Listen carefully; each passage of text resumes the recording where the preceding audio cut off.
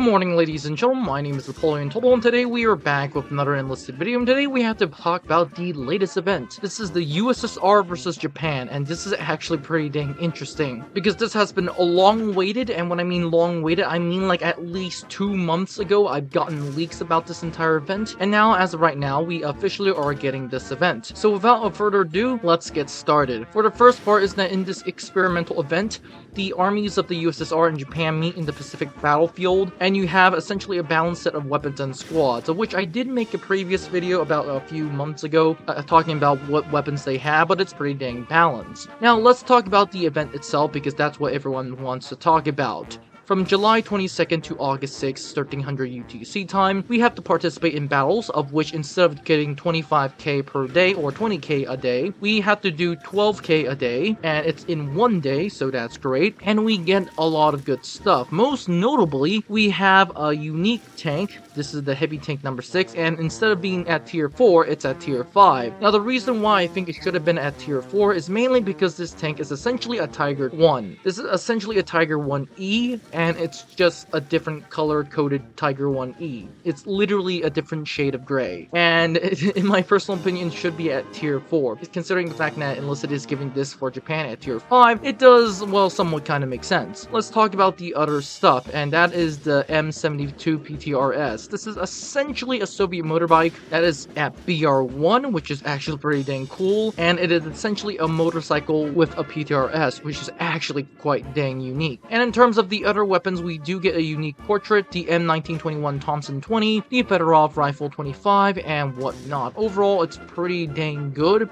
for an event. The only issue is that unlike other events, this event you essentially have to earn 12k a day, which honestly it's not that bad. The only issue is that you can't skip a day, so that is kind of problematic for some people because some people don't have time. Now, talking about this event in general, I do think this is a very interesting event. It has been delayed again and again and again. A few days ago, I thought it was going to be postponed indefinitely, and honestly, I do think it was going to be postponed for a very long time, but it turns out that it is officially given to us. And I think it's a very good addition, considering the fact that I think that Japan and the USSR needs testing, and considering the fact as of right now, Japan versus USSR are given set weapons that they can test on, I do think it's a pretty good idea. The only issue I'll state is that considering that you've won all this business, you might as well in these few days allow Japan to fight against USSR on all BRs, because if you really want to test this thing out, just test this thing out on the entire thing. In my personal opinion, the entire situation